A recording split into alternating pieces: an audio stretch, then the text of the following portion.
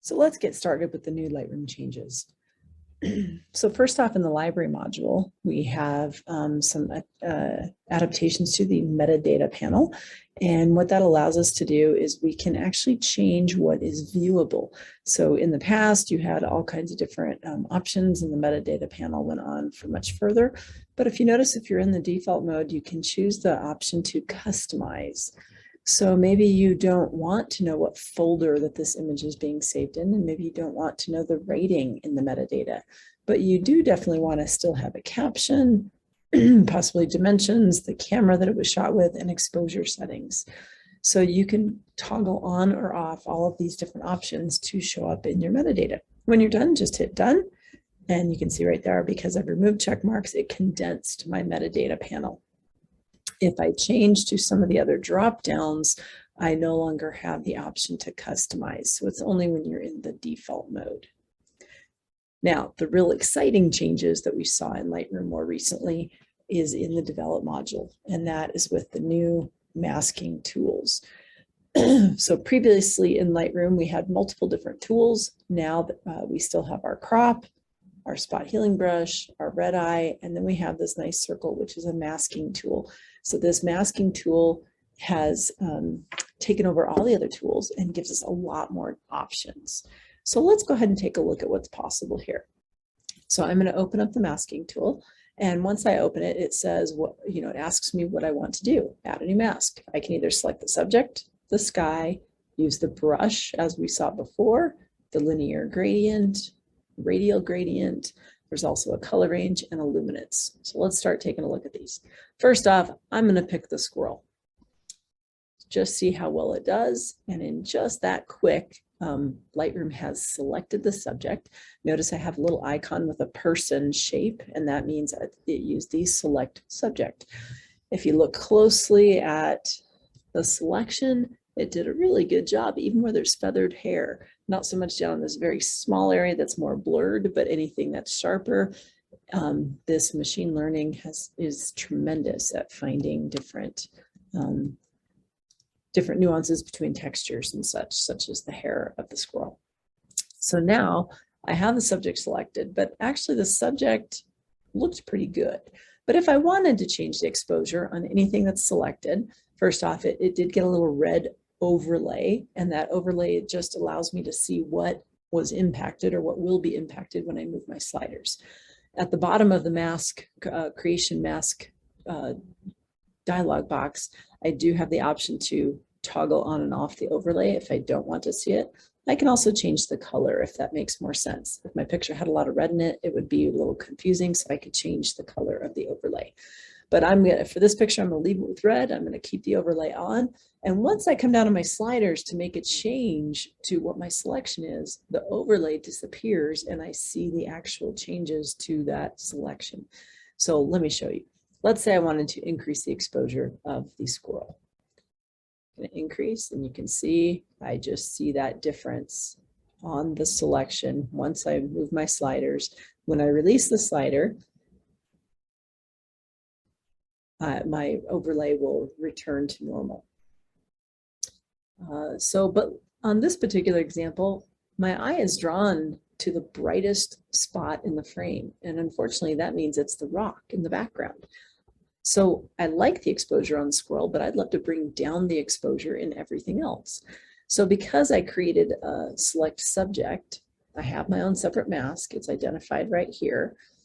And when I come down to the type of mask, which is a subject mask, to the right, I see 3 little dots.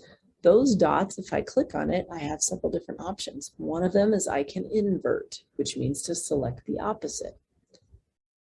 And instantly, I have selected everything except my squirrel.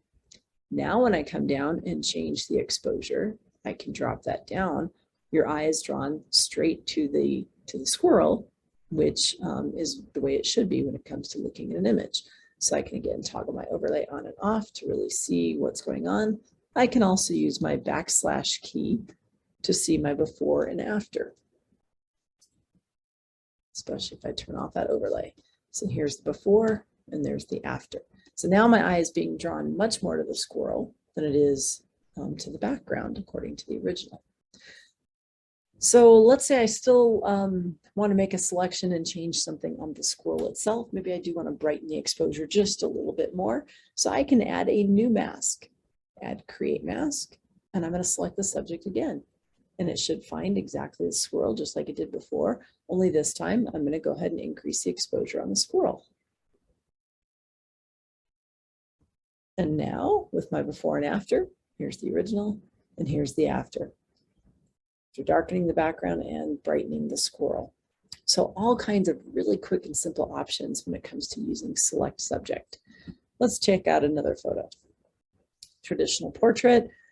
However, the background should be completely white, so I do have a little bit of texture in the wall, and it looks like his face could maybe be slightly brighter. So let's take a look at using that select subject and correcting this image quickly. So with my masking option, it was already open, but if not, I just click on the masking tool. I'm going to select subject and look at how well it selected the hair as well. I'm going to go ahead and start with increasing the exposure to the young man. That looks pretty good. And I'm going to add a new mask, selecting the subject again. And this time I'm going to choose that invert. So I don't want to click the 3 dots next to mask number 2. I want to click on the 3 dots under subject number 1. Choose invert. Now it gave me my background. I can both increase exposure. I can also drop down the clarity, so we'll kind of blur out that background, and you can see I've very quickly gotten rid of the texture in the background. I can even add a little bit more to the exposure. I'm going to hit done. That's going to close my masking tool, and I can look at the before and after. 2 very quick changes made a drastic difference in the final version of this image. If I want to tweak or make some adjustments to the masks, I can always go right back into the mask tool and highlight whichever mask I want. So once I get more than one mask, it might be a little confusing which mask is which. If I select mask number 1 and hover over the actual mask itself, it's going to show me the overlay so that I know what it's doing. I can also rename my mask. So I can click on the word mask 1. I'm sorry, click on the 3 dots, choose rename, and I can say person. If I come up to mask number 2 and mouse over the mask, I see the background is selected. So then to change the mask name, again, either double click on mask 2 or go to the 3 dots and choose rename. And this time I can say background. So once you get more than one mask, it might make sense to go ahead and name those masks so that you can really see what's available or what you're working on at the time. Okay. When I click on the mask itself, it will expand or contract so I can see what type of selection was made. And next, we're going to take a look at these additional buttons, which show add or subtract to a selection. So let's look at another image here. So with this particular image, I would like to have the person in the foreground be a little bit more of a silhouette. So I want to darken them down some. So I'm going to start off with select subject. And it did a pretty good job selecting the subject, but it missed a little bit of the tripod and of this one tripod leg. So I have a few different options here. The best option would be to choose add. So I have my mask, it's a select subject, now I can add. And once I choose add, I get to choose what type of mask do I want to use to add to the selection. And I'm going to use a more traditional brush, like what we have used in the past in Lightroom. Once I choose that brush, I do have the options to change the size of my brush, the feathering, and also the auto mask feature. So auto mask, because there's such great contrast here between the tripod leg and the background, auto mask will help keep the selection to the actual tripod leg. So I'm going to zoom in a little bit more. Center here, make my brush a little bit smaller. And as I click and drag with my crosshairs down, as long as I keep the crosshairs in the area of the tripod, the software is really good at finding the edge of the tripod legs. Could have made my brush a little bit bigger for this, but there we go. And then I'm going to get this little area here.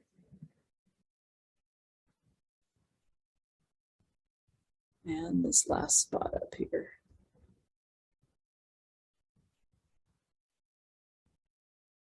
Okay, now zoom back out, which is Control or Command minus. And I have a great selection. Again, I can rename the selection if I'd like. I'm going to call it person. And then if I, like I said, I wanted to make it more of a silhouette, so I'm just going to bring down the exposure.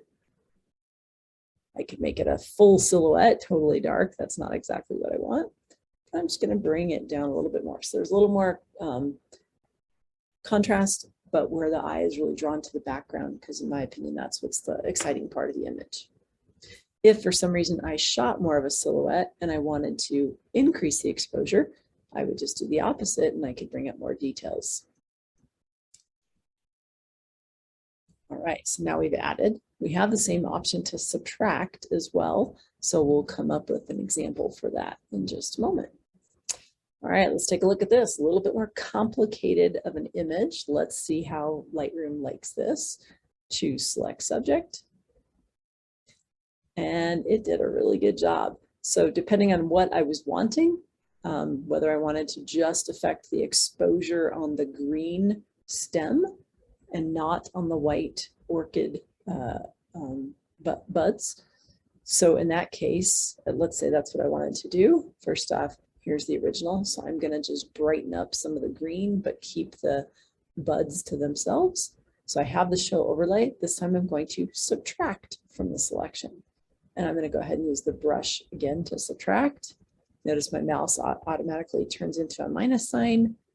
And I'm just going to come around here to subtract. I still have the auto mask on, so it's going to keep trying to find edges as I get close. Let's go ahead and turn off auto mask so we can go a little bit quicker. Brush size a little smaller.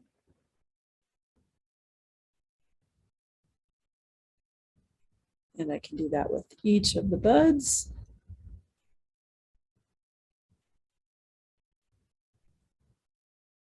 And this one green area up here did not get selected, but if I want to be consistent and make sure that is selected, I could also add to my selection, choose the brush. And there we go. So now I have all the green stems selected, but not the buds, and I can increase my exposure. Go drastic just so you really see the effect and what's being impacted, or if you wanted to make it darker, you can do the same as well.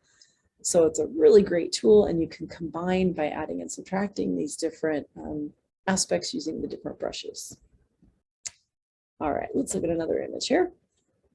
A heron, a little more complicated of an image. Let's see how select subject works here. Wow, that was pretty good. And as I zoom in a little bit tighter, I notice there's a little bit of area here that it's selected in between its little hair coming out, and also with the neck that should not be selected. So this is a great option to use the subtract feature.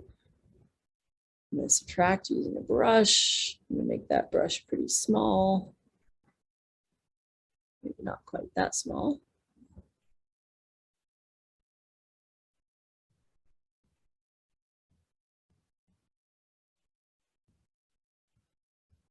And I've cleaned up the selection. Now I could, in this case, maybe I want to use the background, adjust the background to it. I could do that with an invert and then change the coloration of the background, or I could just change the color, of course, of the heron, make a little bit more of a pop to the heron. All right, this particular image, let's try a select subject here. As I get into my masking tool, the select subject is grayed out, so is select sky. So instantly when that happens, Lightroom has already viewed the image and cannot find enough of a difference between the subject and the background. And so select subject will not work. These are our only options for this particular image. So I could use the brush, and as long as I have the auto mask turned on, then I could come over here, keeping my crosshairs within the flower petals, and notice it's still doing a pretty great job sticking to these closer, shallower flowers. And just so you can really see the difference.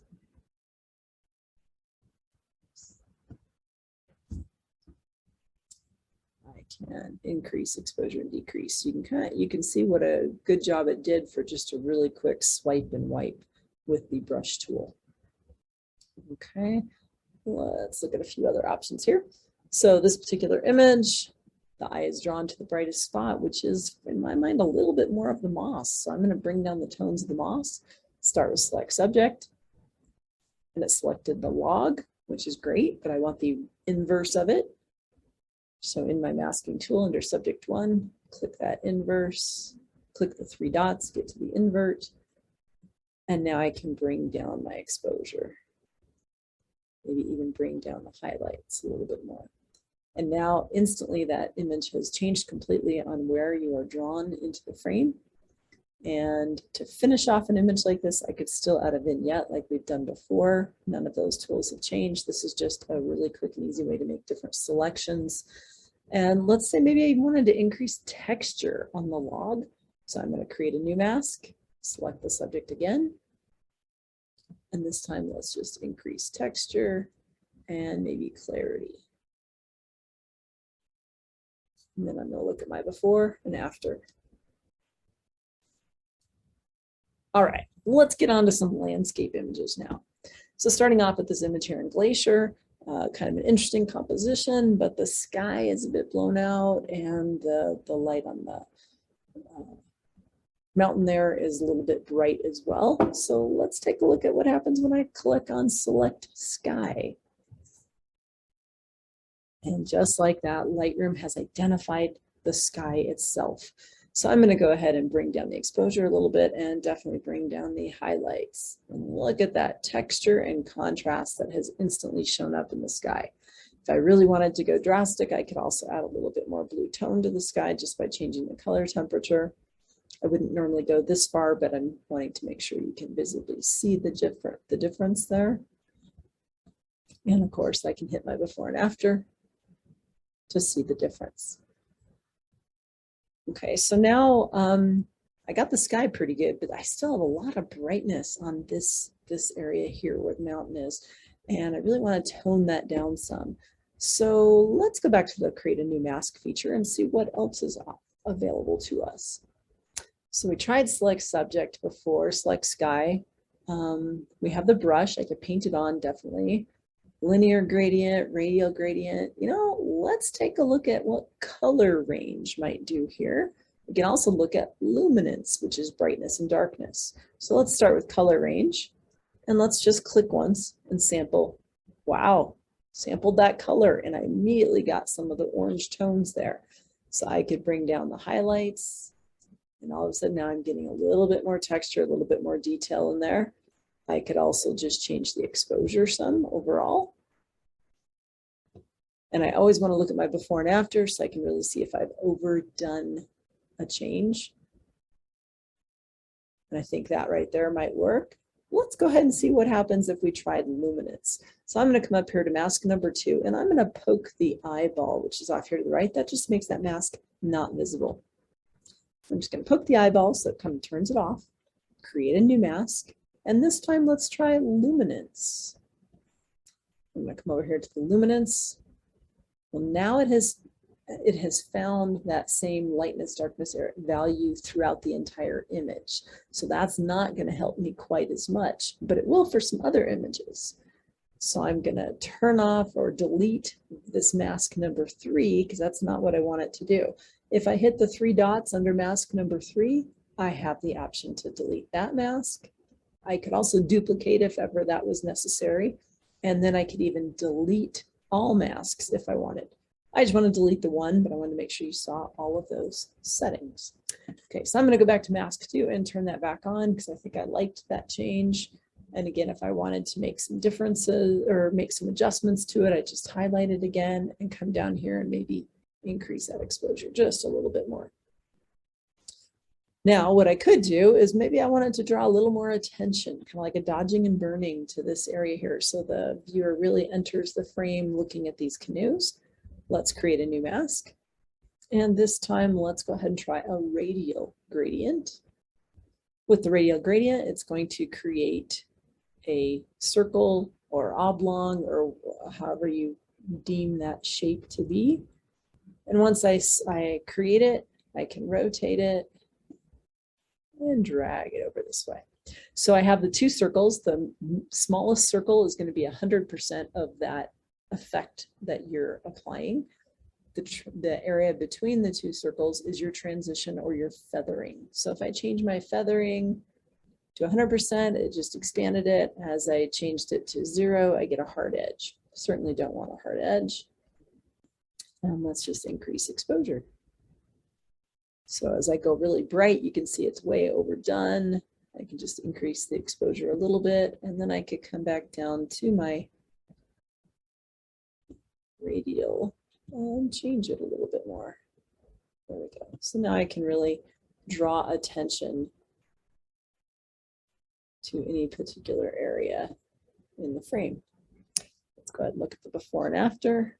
There's before, there's after. So I really drew attention to those red canoes right there. And you can do that over and over again.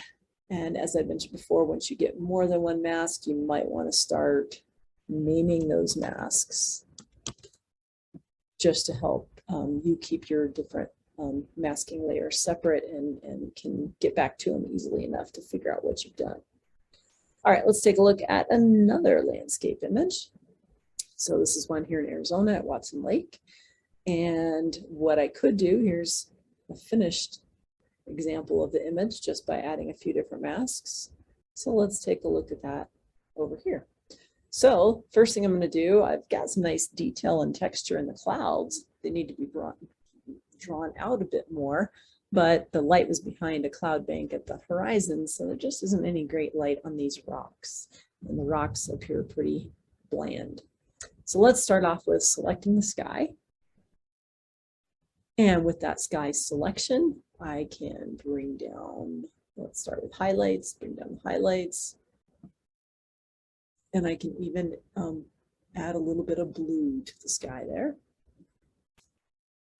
Not too bad, that's a good starting point. Let's say we want to select the rocks next, and I want to add a little bit of warm tones and maybe increase the exposure for the rocks. So I'm going to create a new mask. Actually, let's go ahead and rename this other mask. Just call it Sky. And then I'm going to create the mask and choose Select Subject. So Lightroom did a pretty good job selecting part of the rocks, but not all of them. So now with this first mask, if I just click on Mask 1, it expands the mask options, and I can choose Add. I'm going to use the brush. I'm going to make sure the brush has an auto mask turned on, and I'm going to keep the crosshairs within the rocky area. Do the same over here.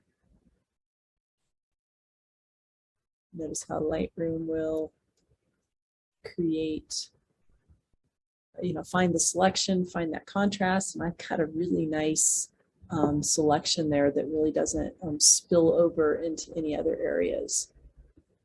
All right, so with that selected, now, as I mentioned, I'm going to increase the exposure a little bit, brighten it some, and I'm going to add some warmth to it, because if the sun's shining, this is really what the rocks look like.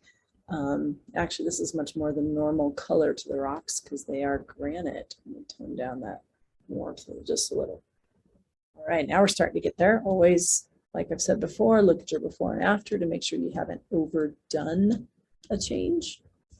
And then last thing I'm going to do is, if I had shot this image with an ND filter, at least for the water would have been much smoother.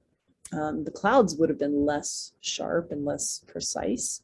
But I kind of like the idea of maybe if the water were smoother. So let's go ahead and try a different type of a mask. First, I'm going to rename this one and call it Rocks. And now I'm going to create a mask for the water. The one mask we still have not tried yet is the linear gradient. So the linear gradient is what we used to use. It's like a graduated neutral density filter in the sky.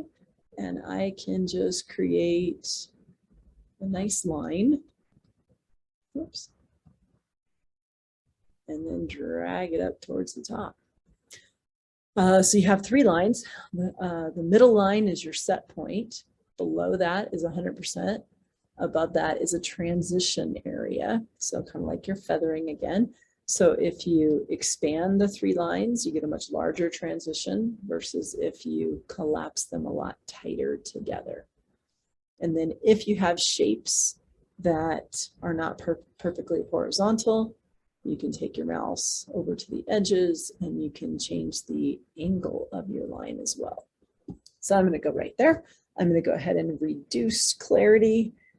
And all of a sudden, I've really started to simplify the water, and it really has much less ridges and kind of makes the rocks and clouds pop out just a bit more. So let me take a look at my before and after. Quite a big difference. I think I could add just a little bit more drama. So I'm going to go back to the rocks layer. And again, I can mouse over so I can see exactly what is selected. And I'm going to go ahead and add just a little bit of texture and clarity to the rocks, just to give them a little bit more punch, maybe even a little bit of contrast. Then I'm going to grab the sky layer and I'm going to bring down the exposure just a little bit to get a little more oomph in it. Now take a look at the before and after. Very significant difference. Now, when it comes to the water area, I do have a few little spots that had more ripples in the water. So if I wanted to clean that up, I could add yet another mask, maybe even use the brush tool just to select these spots a little bit more heavily. And again, then I can reduce clarity. Looks like maybe I had some other slider on there. Oh, maybe not.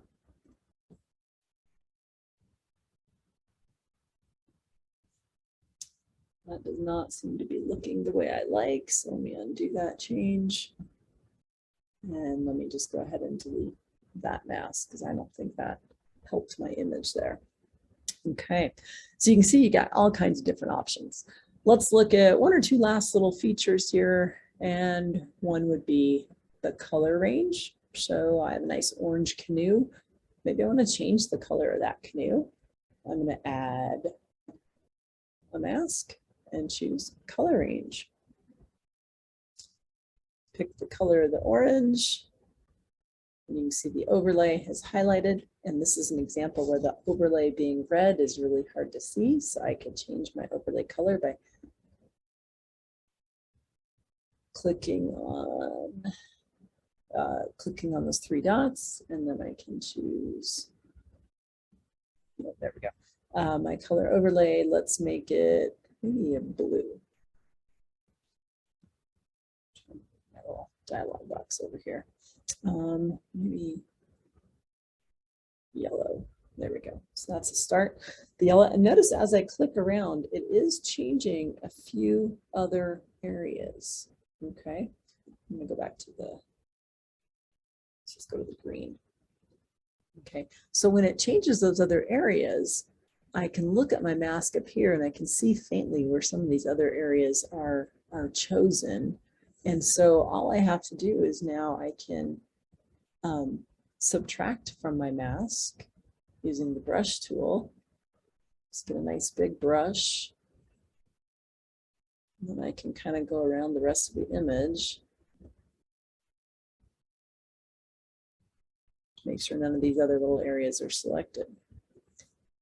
And that should narrow everything down to just the single canoe. And now I can change the color. So in my, I have my mask selected here. And as I come down to the adjustment tools down here where it says hue, I can change the hue. And I have just changed my canoe to be hot pink. So if you use the color range, if there are similar tones, like the original color was orange and it picked up a little bit of these tones in these canoes over here, then just use the subtract tool to remove any of that color. And then you're all set to go and can change the color of a canoe. Right, let's take a look at one last image here. Little fun portrait of our dog resting after playing ball. And but to make this a little bit stronger of an image, we want the eyes, the viewer's eyes, to go straight to the subject, which would be the dog, but the background is quite bright. So as a quick review, I'm sure you're thinking to yourself, well, let's select the subject. And look at that great selection, even around the hair and stuff of the animal. So I selected the subject, but I want to use the background because I want to darken that background. So I come down to the subject mask line, click on the 3 dots, choose invert. Now my background's selected, drop the exposure, drop the highlights. I could even reduce clarity a little bit to kind of give a little softening over there. And now I have your eyes drawn much quicker to the pup. All right, so that is some of those major changes that were made in the one of the new releases, October 2021, to Lightroom. A couple other things that were also made in addition to metadata changes would be all of the new presets in the develop module. So you can see there's several different presets available now, and they're all categorized differently. And these presets do, if you mouse over them, you can see the change. If you select or select one of the changes, it will change your sliders in the develop module. And so it gives you a great starting point. And then if you decide you want to make additional changes beyond what the preset is, you have those options to do that. All right, so that's it for today. Just gave you a quick little view at some of those new changes that Adobe pushed out back in October 2021.